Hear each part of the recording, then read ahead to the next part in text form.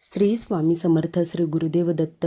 यावर्षी होळी दिवशी चंद्रग्रहण आलेलं आहे आणि त्यामुळेच आपल्याला ना होळी दिवशी कोणी कितीही प्रयत्न करू दे आपल्याला एखादी वस्तू खाऊ घालण्याचा, ते तुमचे नातेवाईक असू द्या, शेजारी असू द्या, तुमचं त्यांच्यासोबत संबंध चांगले असू द्या, तरी देखील तुम्हाला ती वस्तू त्या दिवशी तरी किमान त्यांच्या घरी खायची नाही आहे. कारण की प्रत्येकजणच आपलं हितचिंतक असतं असं नाही. आणि अमावस्या, पौर्णिमा किंवा होळी दिवशी देखील आपण जेवढे चांगले उपाय करतो ना आपल्या कुटुंबासाठी, घरासाठी, तेवढेच लोक कोणाचं तरी त्यांना चांगलं देखवत नसेल ना, तर होळी दिवशी करणी बाधा यासारखे उपाय देखील लोक करत असतात. कारण की त्यांना लोकांची प्रगती देखवत नाही. त्यामुळे आपण आपली काळजी घेतलेली बरी. आणि शक्यतो ना करणीसारख्या गोष्टी अन्नातून जास्त प्रमाणात दिल्या जातात आणि त्यामुळेच आपल्याला लोकांच्या घरी कोणतं अन्न खायचं नाही आहे तेच मी तुम्हाला आजच्या व्हिडिओमध्ये सांगणार आहे. त्यामुळे व्हिडिओ शेवटपर्यंत नक्की बघा. तुम्हा सर्वांचं खूप खूप मनापासून स्वागत आहे आपले निष्ठा या यूट्यूब चॅनलमध्ये. तुम्ही अजून आपल्या चॅनलला सबस्क्राईब केलं नसेल तर नक्की आपल्या चॅनलला सबस्क्राईब करा व व्हिडिओला लाईक करा. बघा, प्रत्येक व्यक्तींना ज्याला आपण आपलं मानतो त्याच्या मनात आपल्याबद्दल नक्की काय भावना आहेत, तो आपल्याबद्दल नक्की काय विचार करतो, त्याला खरंच आपलं चांगलं झालेलं देखवतं का हे आपण सांगू शकत नाही. त्यामुळे शेजारी असू द्यात, नातेवाईक असू द्यात, तुमचे हितचिंतक तुम्हाला वाटत असतील ते हितचिंतक आहेत, तरी देखील त्यांनी तुम्हाला होळी दिवशी ही वस्तू खा म्हणून आग्रह केला तर अजिबात खायची नाही आहे.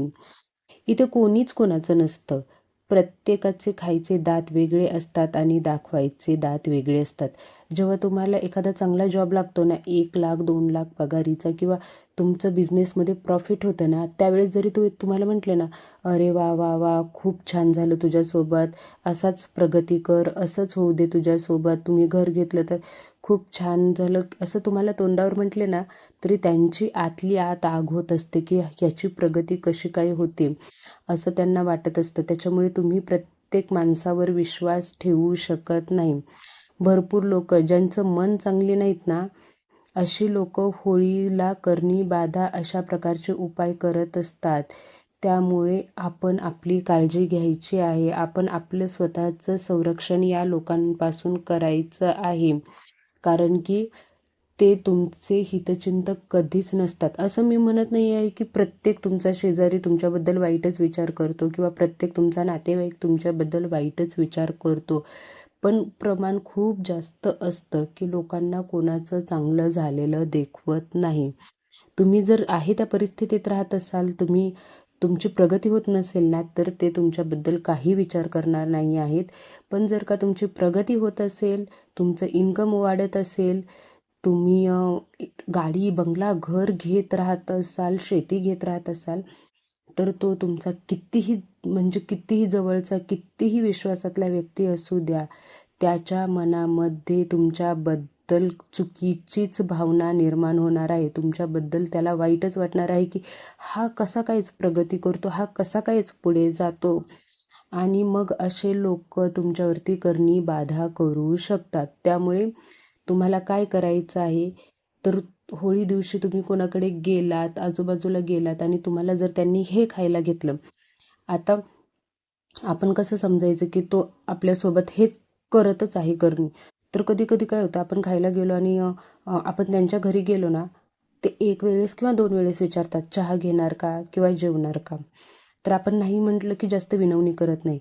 पण अशा वेळेस ते लोक नाही नाही घेच, नाही घेच, नाही खाच, असं खूप जास्त आग्रह करायले, तर मग तुम्हाला समजून जायचं आहे की इथे काहीतरी गडबड आहे आणि तुम्ही त्याच्या घरी अजिबातच खायचं नाही आहे. इतर दिवशी देखील मी सांगत आहे, जेव्हा अमावस्या पौर्णिमा असेल त्यावेळेस. आता वस्तू कोणत्या आहेत, काय खायचं नाही आहे, तर करणी बाधासारखे सगळ्यात जास्त उपाय हा गोड वस्तूमधून दिला जातो. कोणावर करणी करायची असेल तर सगळ्यात जास्त गोड वस्तूमधून.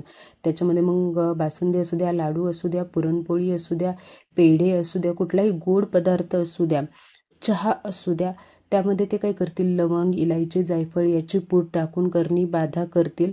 त्यामुळे होळीच्या दिवशी अजिबात कोणाच्या घरी गोड वस्तू खायची नाही, चहा प्यायचा नाही आणि शक्यतो तुम्ही काहीच घेऊ नका. अमावस्या